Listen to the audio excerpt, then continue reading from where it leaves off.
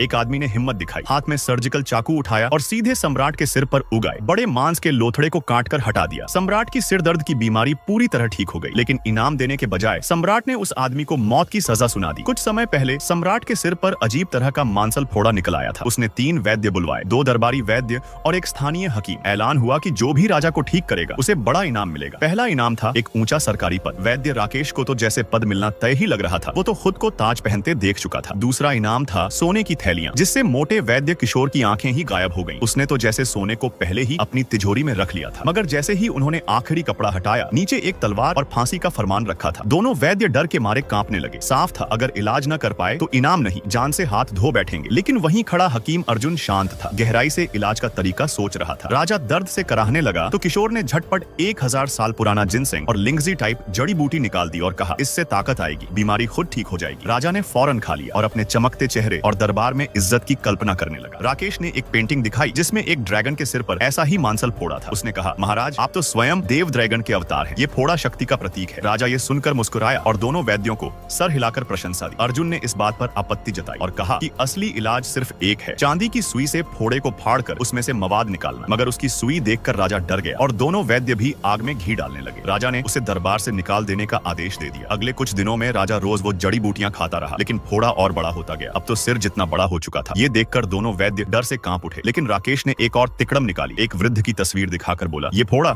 लंबी उम्र और सौभाग्य का संकेत है। राजा फिर से खुश हो गया और किशोर को सोना, राकेश को सरकारी पद दे दिया। दोनों वैद्य एक दूसरे को देखकर मुस्कुराने लगे। उसी वक्त अर्जुन दरबार में घुस आया, किसी की परवाह किए बिना। उसने चेताया, अब इलाज न किया गया तो महाराज की जान जा सकती है। बस एक ही रास्ता है, फोड़े को चीर देना। मगर राजा को वो यमराज जैसा लग रहा था, तलवार लेकर जैसे जान लेने आया हो। उसे लगा अगर कुछ हो गया तो उसकी दिव्यता पर सवाल उठेगा, दरबार भी शर्मिंदा होगा। राजा गुस्से से चिल्लाया और अर्जुन को तुरंत फांसी देने का आदेश दिया। लेकिन तभी दर्द बर्दाश्त से बाहर हो गया। राजा जोर जोर से चिल्लाने लगा। उसे आखिरकार समझ में आया कि वो न कोई देवता है न कोई संकेत, ये सब वैद्यों की झूठी चापलूसी थी। और अगर शुरू में ही अर्जुन की बात सुन ली होती तो शायद सब ठीक हो जाता। लेकिन अब बहुत देर हो चुकी थी।